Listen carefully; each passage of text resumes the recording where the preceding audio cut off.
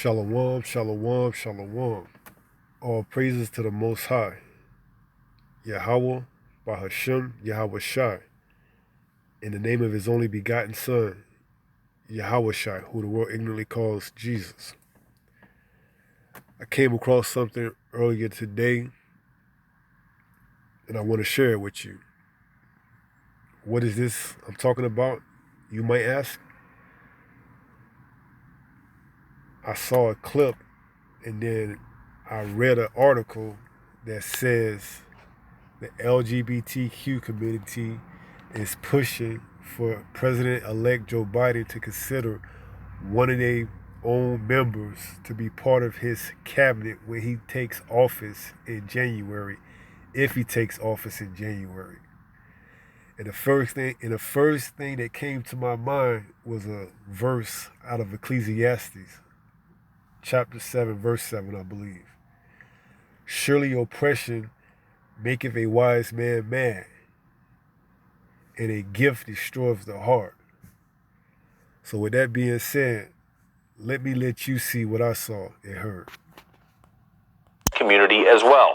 Ruben Gonzalez is the vice president of the Victory Institute, which has been in communications with the Biden transition team about potential LGBTQ plus appointments to his cabinet and administration.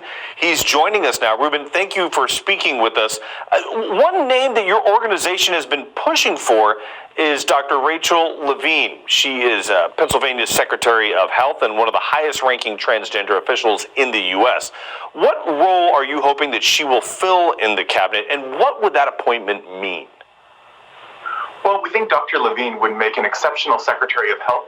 We also think that she would be incredible as a Surgeon General for the country. Dr. Levine has served Pennsylvania so well as their Secretary of Health for the last 3 years, and before that as their Physician General. As a previous, in her former life, she was a pediatrician, so Dr. Levine knows how to talk about medical practices and science and relay those to people to get them to understand how to best take care of themselves. We think Dr. Levine would serve our country very well, especially in the crisis that we're in.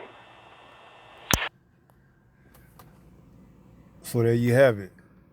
Secretary of Health and Surgeon General is what they feel this person to be best served as being a member of President-elect Joe Biden's cabinet.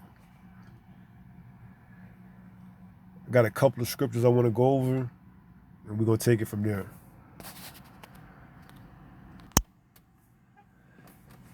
This is Deuteronomy 32, verse 21. They have moved me to jealousy with that which is not God.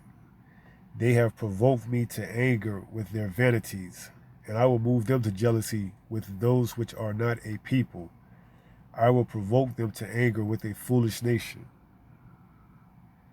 Let's look over this verse again. They have moved me to jealousy. Who is they? Israel, the so-called blacks, Latinos, and Native Americans. We have moved Yahweh to jealousy with that which is not God, with that which is not righteous. How do we do that? By not keeping the law, statute, commandments, and judgments that was given to us. We have moved Yahweh to jealousy. They have provoked me to anger with their vanities.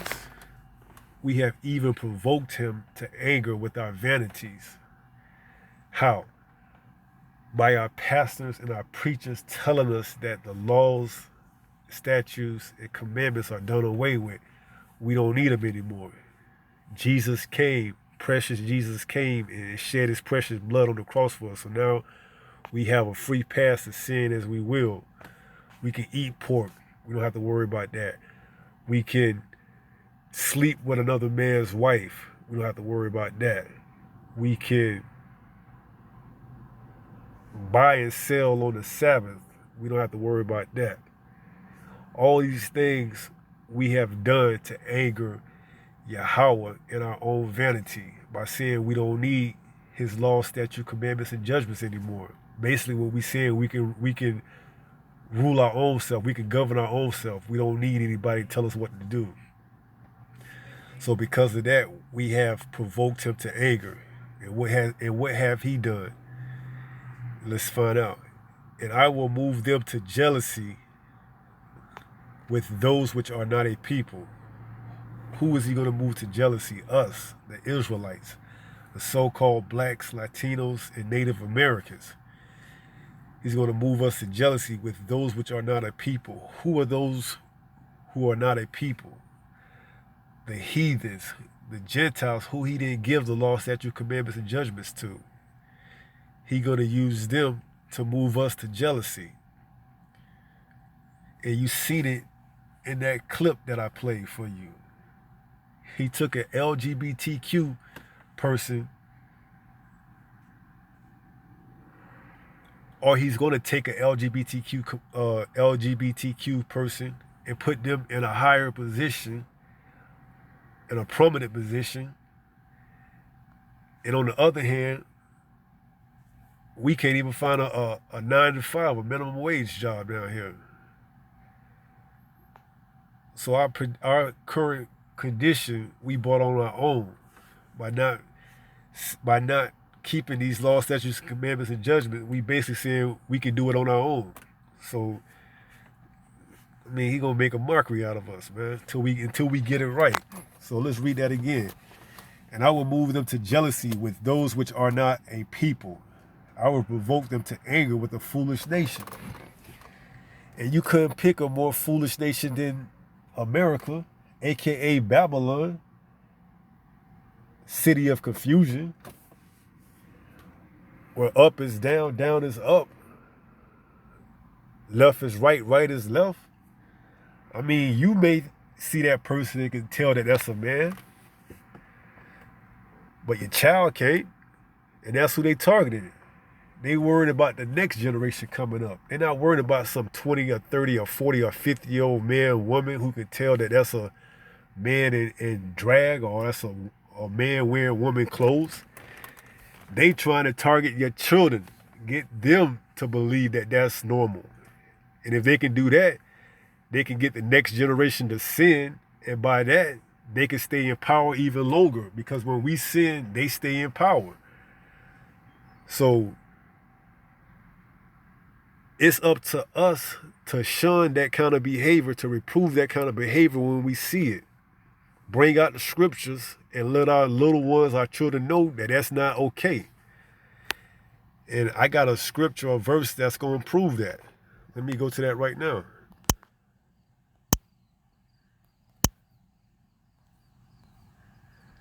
This is Deuteronomy 22:5. The woman shall not wear that which pertaineth unto a man, neither shall a man put on a woman's garment. And that's exactly what that person had on, a woman's garment. For all that do so are abomination unto Yahweh thy power. And he's an abomination. And you being the chosen, we got to not follow after the heathen. So when we see these things, it's up to us to let our little ones know that that's not okay. Because if we don't, the future ain't going to be looking bright. So let me read that again. The woman shall not wear that which pertaineth unto a man, neither shall a man put on a woman's garment.